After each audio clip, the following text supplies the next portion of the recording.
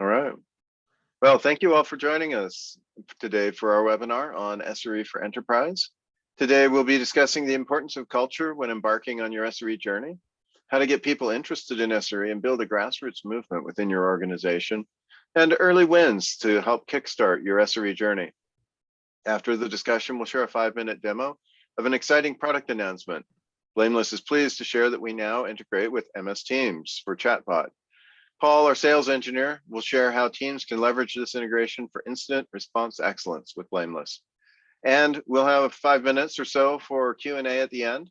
So please go ahead and enter your questions into the Q&A box as we go through, and we will get to them at the end. I'm Kurt Anderson, head of strategy at Blameless, and I'll be speaking with Nicolas Phillip and Paul Chu. Nicolas, would you like to introduce yourself? Yes, good morning, everybody. This is Nicolas Phillip. I'm Director of Product at Blameless. Looking forward to start this chat with Kurt and Paul. Hi, everyone. Nice to meet you. Paul Chu, Sales Engineer at Blameless. I'll be taking you through a quick high level of our exciting Microsoft Teams demonstration. All right, why don't we get started? Kurt, I have my first question for you. So I wanted to kick off the conversation first by asking you, why are enterprise organizations motivated now to embark on an SRE journey? Can you share what your thoughts are around that? Sure, Nicolas, happy to. The biggest motivator for enterprises to undertake SRE is the recognition of just how important reliability is as a feature. Traditionally, reliability has been one of those non-functional requirements that floats around out there, maybe if you're lucky. But with the pandemic, the shift to online that has radically accelerated during the pandemic and work from home, companies are realizing just how important the reliability of their platform is, because otherwise people can shift with a few clicks to a competitor, and nobody wants that when they're in business. Yeah, totally. And I'm assuming the audience knows what SRE stands for, Site Reliability Engineering. Just want to clarify that. Now, but how urgent has this become for those organizations, and why? Can you share more on that? Yeah, I'd be delighted to. They're at the DevOps Enterprise Summit, which is a conference that has been run now for a few years by the great folks that were also involved in the DevOps research project. There was a presentation a few weeks ago from folks at Adidas, and they talked about what has happened to their business in the course of the last year and a half, roughly speaking, essentially encompassing the pandemic period. They were already on a trajectory to move to a digital first environment, which sounds challenging for a place that is actually manufacturing physical products, shoes that everybody wears. But nonetheless, they had this arc in mind, this progression they had planned.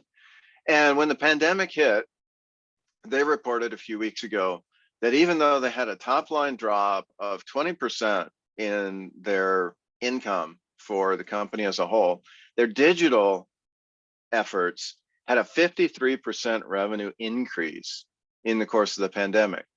And they also said that essentially in their 5-year plan to become more digitally driven, they accelerated, and in 12 months, they accomplished 3 years of progress because of the push that the pandemic brought. And the importance of reliability. The presentation was actually done by 2 or 3 of their SRE engineers and directors, and talking about the changes that they have made and were able to make because of the momentum that drove them in the push to be digital first. That makes sense. I mean, what people realize is that it's really now affecting the bottom line of the company.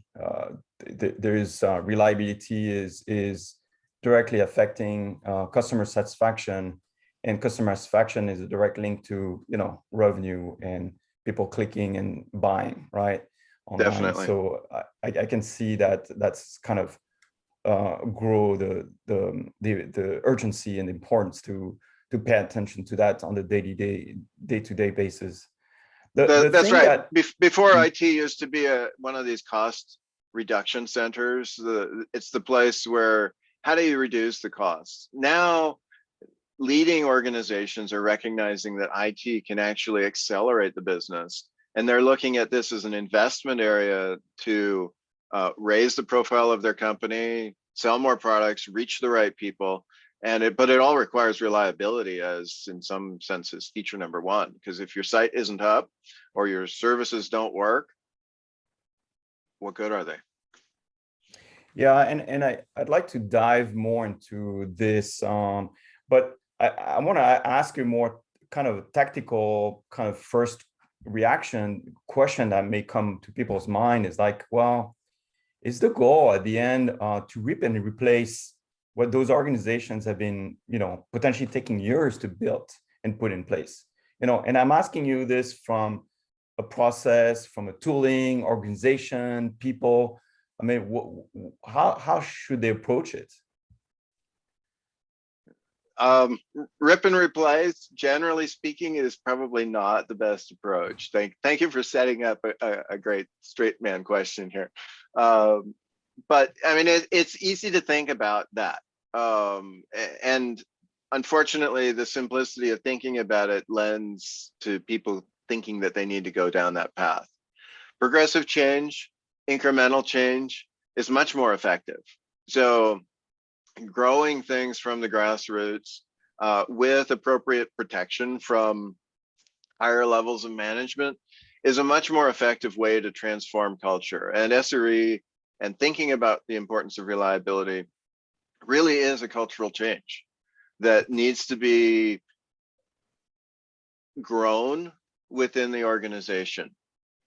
The model of leading like a gardener and undertaking these cultural changes in a very organic way, such as you would see in a garden or a lawn, is much more long lasting than trying to just wipe everything out and start from scratch. Because how do you know that you're going to be going in the right direction if you're starting from scratch? Essentially, maybe you have one instance, you see, okay, our past approach didn't work. Okay, that's great. The problem is you have another 1,000 opportunities out there. Which of those 1,000 is actually going to work for your organization? You're not going to find it out by just simply eliminating the one you've got. It's much better to start from something that has some modicum of working. Maybe it isn't working well enough, but by undertaking a continual process of improvement and iterative changes, you get a much better result. Yeah, again, I like to be concrete with my questions and more practical. So the question is, my next question for you is, do enterprise organizations understand actually what an SRE engineer is and what his or her role is and where they should fit in the organization? How do they think about it and how they should think about it? A lot do not, because it has become one of those popular terms. Gartner studies indicate that some 80+% of enterprise organizations are looking to create SRE, if you like, or become SRE enabled organizations. But honestly, in talking to a lot of companies, no, they don't understand what that means. They've heard the term.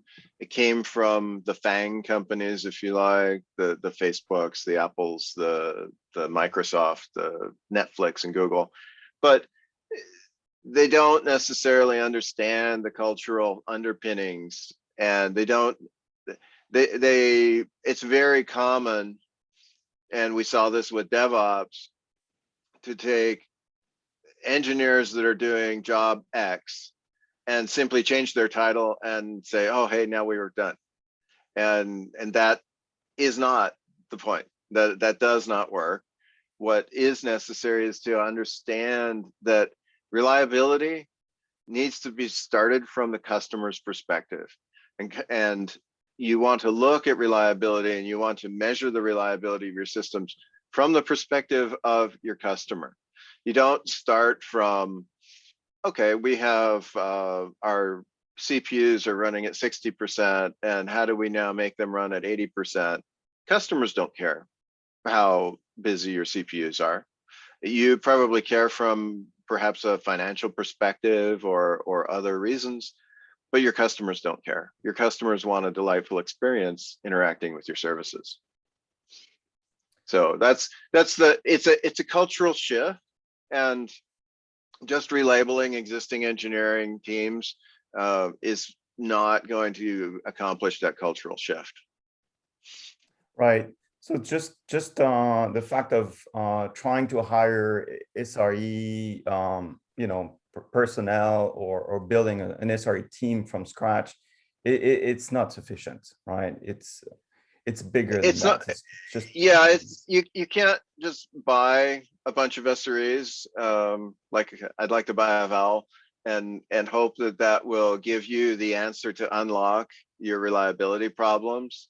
Now, having experienced personnel can help, but you also need to enable them. You can't just sort of squeeze them into the existing slots in the organization and expect that they're going to be able to get the job done. They need to be empowered and supported from higher levels of management, depending on the organization. The altitude of that higher level can vary, but it can be successful in very localized teams. If you have a supportive manager or senior manager, the challenge is to expand beyond that individual team to wider breadth across the organization. Requires progressively higher levels of management support and protection for that approach and that perspective. Okay. Well, I'm glad we clarified that, we put that to bed. So it's really about, driving the culture in the right direction towards focusing on reliability, starting from the customer point of view. I understand that. So actually, Paul, do you mind answering my next question? I was thinking, since you've been at Blameless for a while and you've met and worked with those enterprise customers, what do you think we've learned from those enterprise customers that have successfully embarked on this SRE journey? What goals did they set for themselves to be successful? Do you mind? Yeah, I don't mind at all. So I think just based off of the conversations that I've had with a number of different customers across different industries, they recognize the importance of SRE best practices, and more specifically around incident management and postmortems, right? And postmortems can be used, RCAs, retrospectives, whatever the kind of common or preferred term is.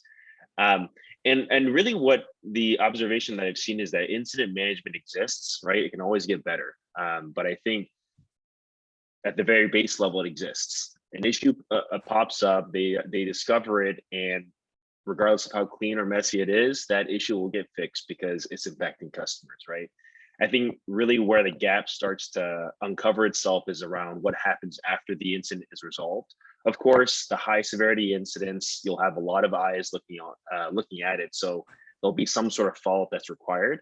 But I think this culture of going back and really understanding and being able to kind of close the loop, so to speak, in terms of how they can move forward in terms of getting better, reducing this sort of issue from happening again, is something that's desired, but in practice doesn't happen as frequently as users would like, just due to the nature of it being very manual. So that's really where Blameless helps a lot too, in terms of helping implement this kind of streamlined approach, of course, with improving incident management, but also taking that information, those findings, and having it available in this sort of post-incident document. So that way users can just focus more on the discussion aspect and less on kind of the manual data gathering aspect as well.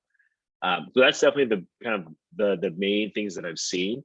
But also, if you go kind of a step kind of higher up, so to speak, the structure. I think the structure is something that it can be lacking a lot as well, especially for larger organizations with different perspectives and different kind of workflows, right?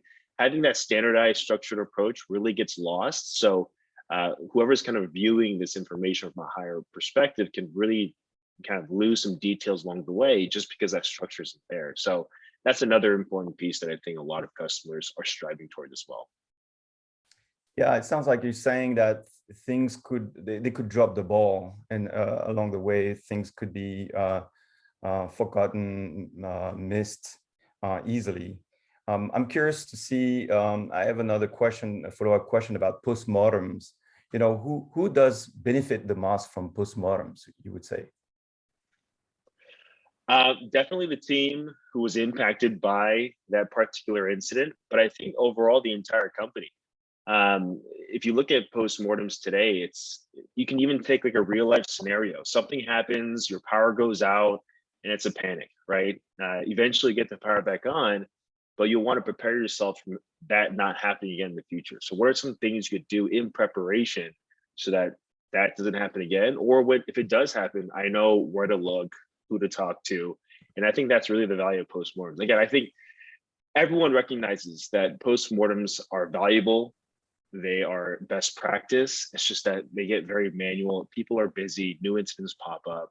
So, that's one of the goals of Blameless, is that we just want to help provide all that information for you as the incident's occurring. So that way it's more of an easier, it's more streamlined process to get that postmortem done. Got it. Yeah, I want to make sure that it was clear that postmortems were not beneficial just for the SRE organization or the incident management response team, right?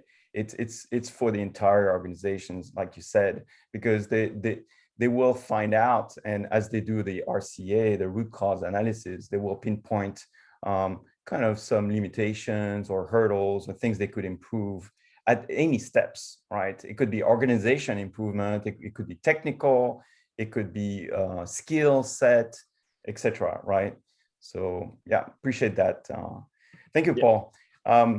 Kurt, I have a question now. It's like, all right, we discussed about all the kind of the importance and why it's critical, and how to think about site reliability engineering.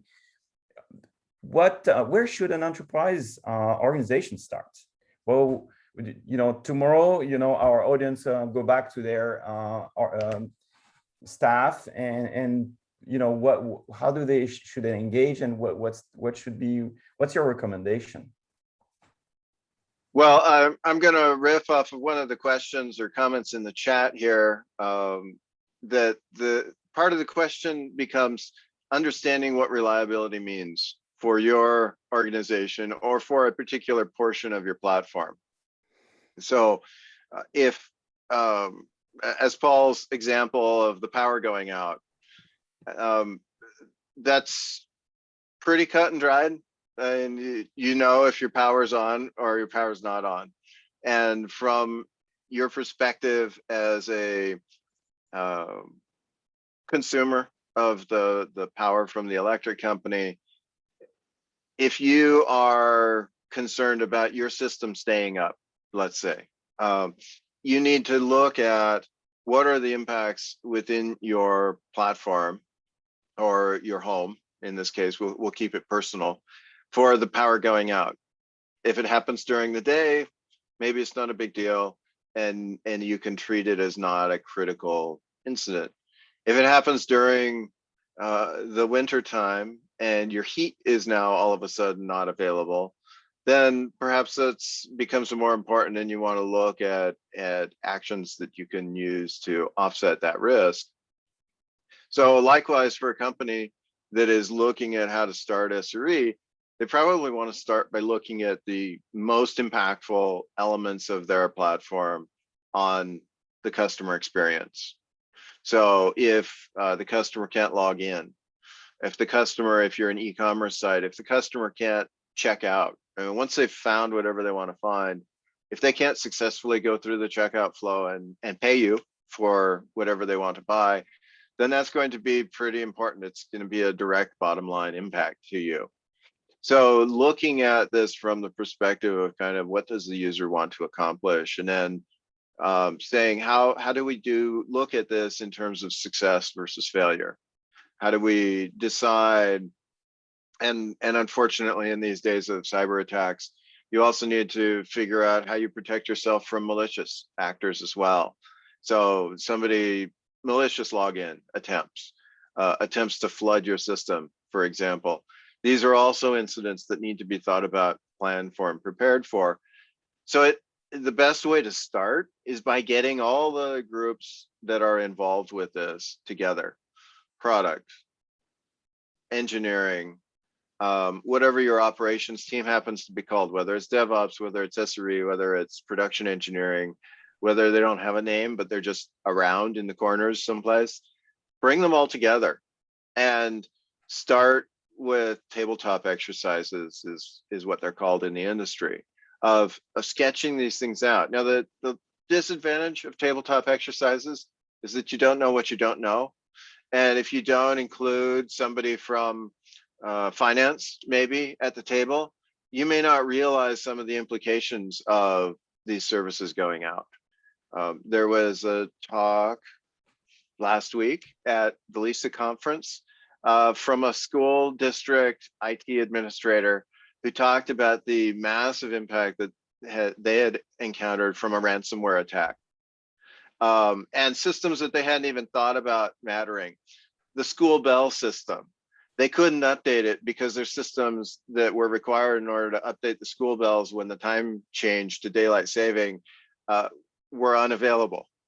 And they also found things like the school's lunch system, their point of sale system was just on a single computer, that nobody had thought about this. And yet they turn over tens of thousands of dollars in revenue because of school lunches. And it was on one single exposed computer. And they had difficulties reconstructing the information in order to build back. So getting as many people from as many different parts of your organization to participate in these tabletop exercises is an important way to start the process. And you can do a lot by getting just at the tabletop and working through these exercises. You just have to be able to get people to take enough time to focus on it. Yeah. And I'm assuming that obviously in a large enterprise, it's not going to happen overnight. No. Right. And so, but you have to get started and create this assessment of what's exposed and what's potentially at risks of affecting your customer satisfaction and happiness. So that makes sense. I want to, before we jump on something that will benefit to our enterprise customers enormously, I wanted to see if we could, I would like to wrap up with kind of a more, a bigger question, which is, you know, should those organization talk about this kind of initiative as a transformation or a modernization initiative? What do you think about that, and how should they approach it? Yes, to both. Yeah. It is both transformative, and we see that term cropping up in a wide number of circumstances.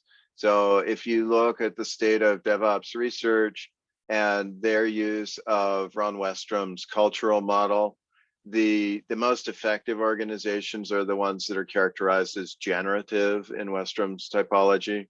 And one of the characteristics of a generative organization is that they have transformational leaders at the top and throughout their hierarchy of leadership. So changing culture is definitely transformative. The literature is rife with examples, and whether that's formal academic literature or whether it's something like the Twitter sphere, you can find it plentifully referenced. So it is transformative. It is also modernizing in the sense that leading organizations are working in this way.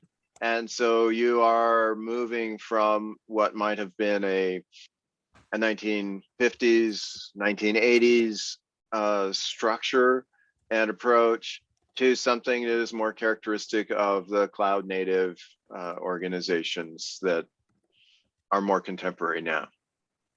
Got it. Thank you very much. I want to open the line for Q&A.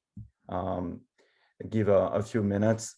We can do this after the demo as well of our Microsoft Teams. There was one question that came up from one of our attendee. They want to, they were asking us, that we may want to define reliability. How would we define reliability? I think we touched quite a bit on that the past few minutes. That's kind of a big question. You feel like tackling it, Kurt? Yeah, I'll boil it down to reliability is providing what your customer needs or your user needs in a way and in a time that works for them.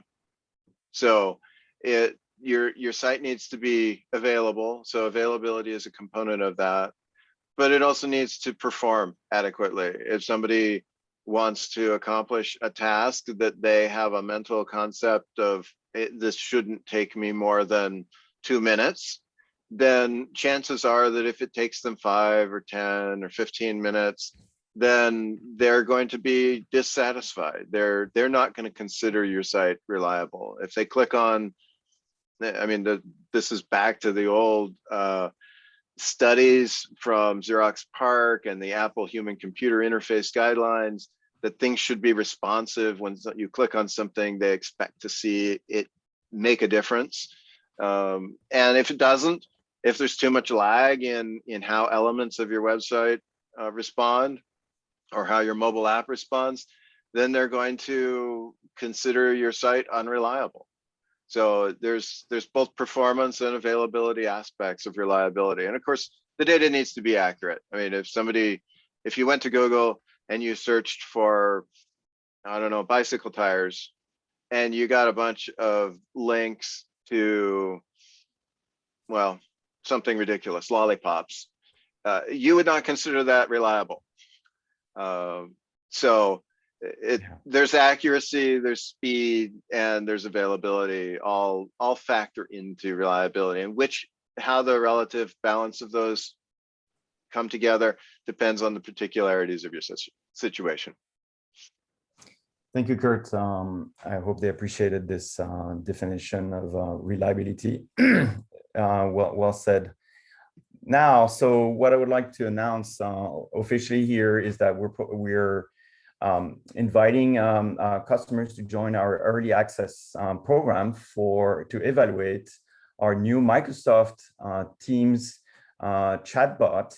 So the Blameless chatbot, which has been available until now in the Slack messaging tool, is now finally available on Microsoft Teams. And this is really to meet, we decided to do this to meet where our customers work, which is those teams focusing on reliability, and they have adopted Microsoft Teams globally in their organization. And we're very excited to announce that you can contact us. We will provide a link. I think there's a link also in your email to sign up to the early access program. So with that said, I'd like to show you with Paul what it entails and give you a little teaser of what's in it. So Paul, fire it up, please, whenever you're ready. Yeah, let me go and start sharing out my screen here. We can go and get started. So I'm going to take you through like a quick kind of sneak peek in terms of what the Microsoft Teams integration looks like with Blameless today.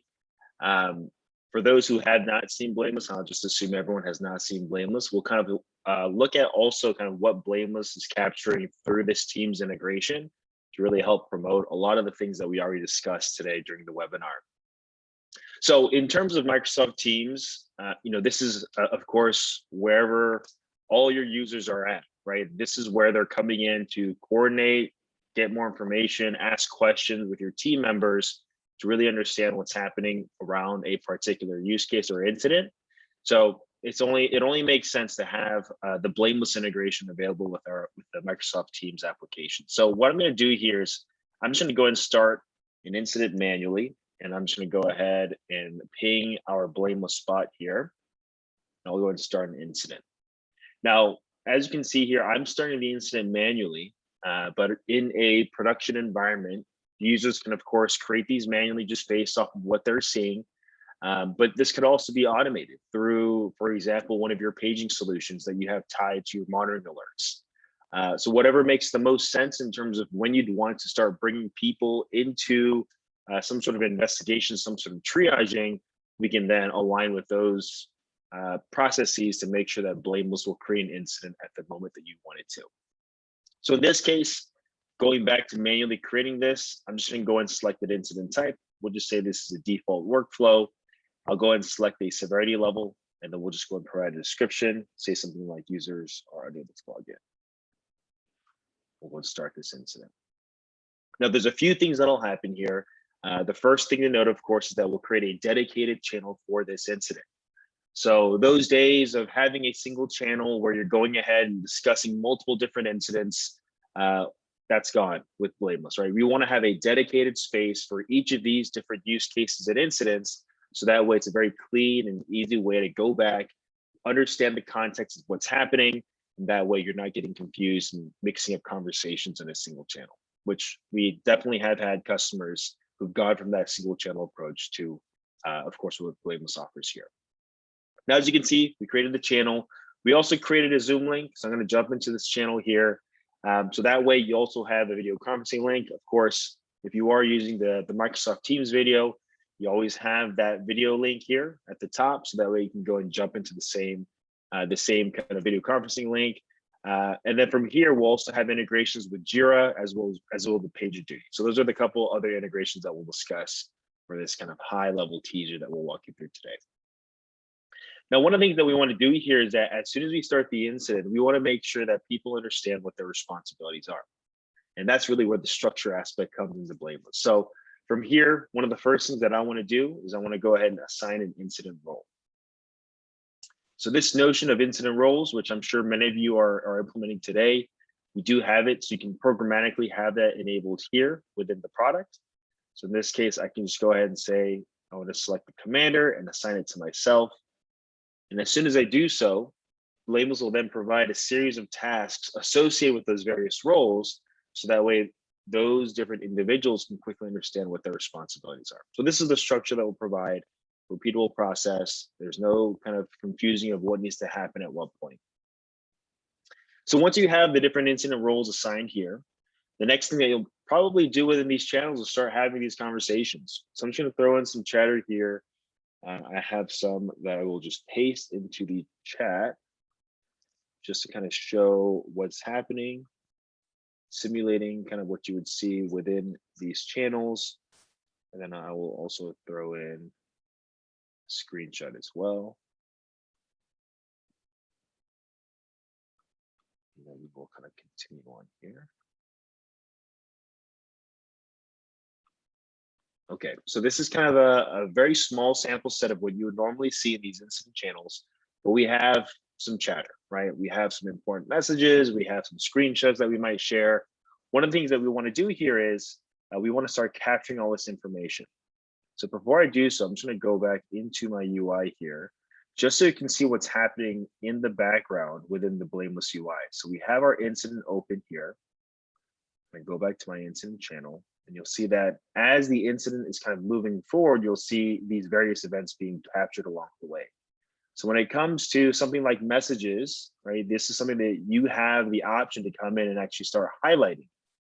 And by doing so, that then adds that message or the screenshot, which I'll show you here in a second, onto your incident timeline. So this is what I was referring to earlier in terms of making it easier for users to come in and start capturing the information that you're already sharing from the actual incident itself and having it so that you can start compiling all this information and distilling this into your incident timeline. So eventually when you get into the postmortem, a lot of this work is already done for you. So we start to have a lot of chatter happening and we get to a point where we start to uncover some action items that we want to create. So this is where a Jira integration comes into play. I'll just say something like, it looks like our monitoring missed this. We'll go and add Need to add additional.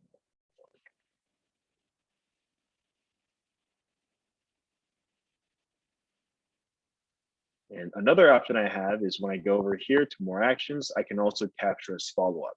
So this is going to actually capture this message and create a Jira ticket off of this message. So that way you can have that all tracked within a single record.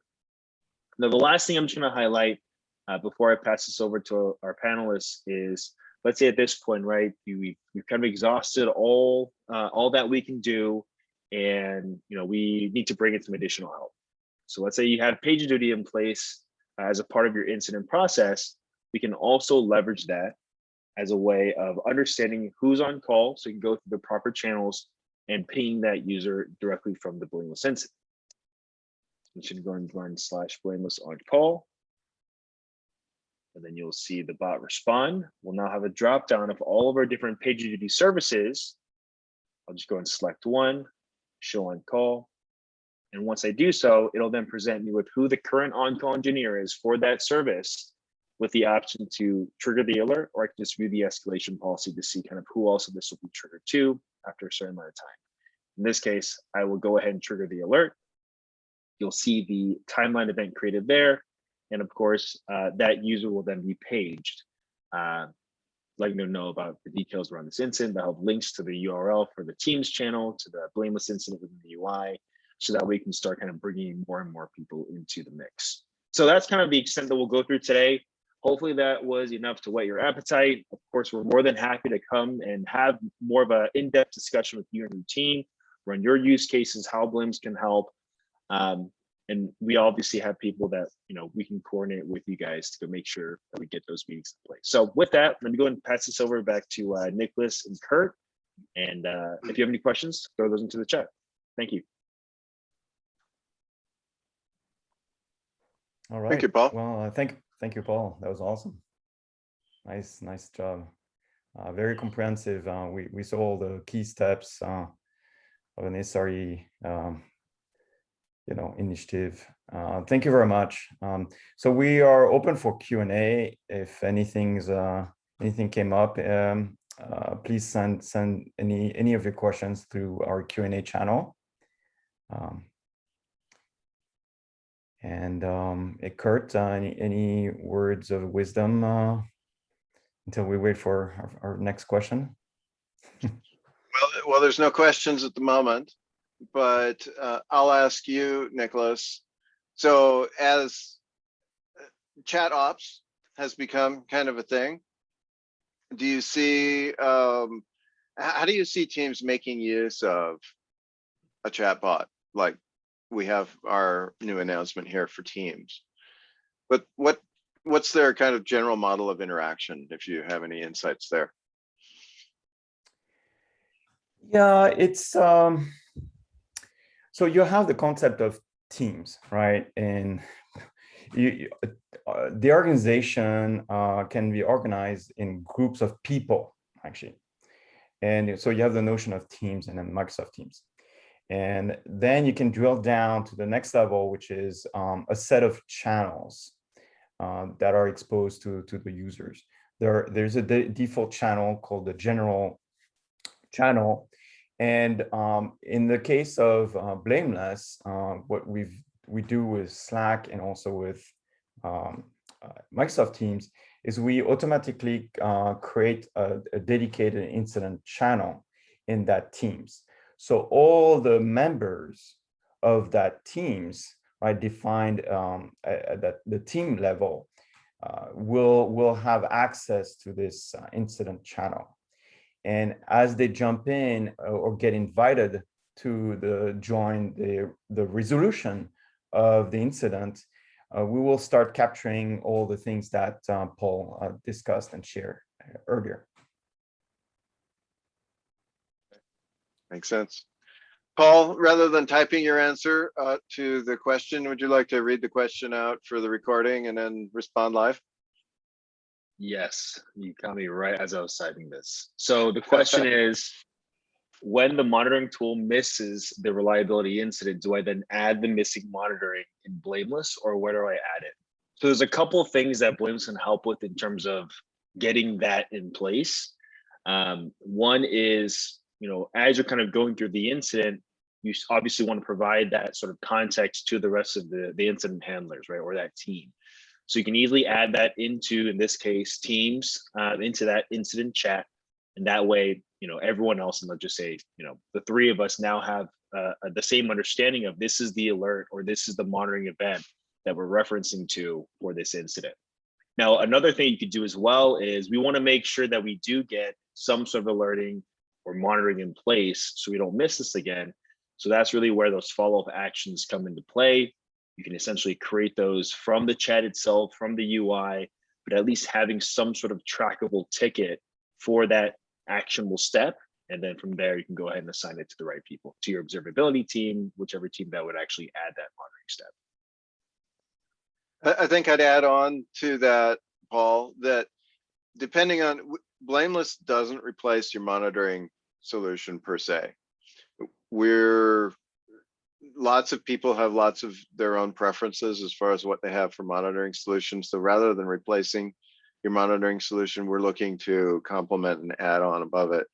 We do have another aspect of our product that we didn't touch on today, which is around service level indicators and service level objectives, or SLIs and SLOs, which are the intent of SLIs and SLOs is to preventatively catch things before it gets to a state where your customers are unhappy. So if you found, let's say you had an SLO around, can people log in to my system? And that was the only one you had. You didn't have anything that tracked whether or not they could buy something at the end of their journey through your site.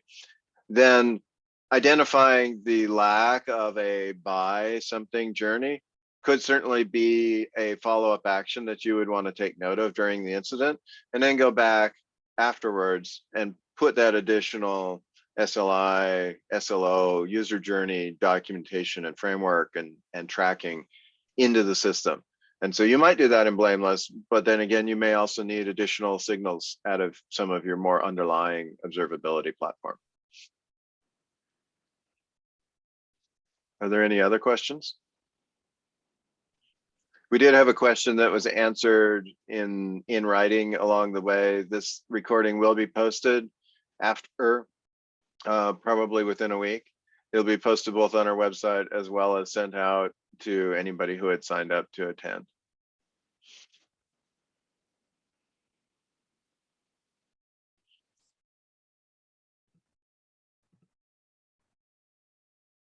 Okay. Well, with no more questions coming in, so I think that we can call this a wrap, and we thank everybody for joining us for this demo of our new MS Teams chatbot and the conversation around implementing SRE for your enterprise. Feel free to reach out to us after the webinar if you have questions. You can contact us. The information's on our website, and we'd love to talk further with you. Thanks, everyone. Everybody. We'll give you 15 minutes before your top of the hour meeting comes up next. Thank you. Goodbye. Bye-bye.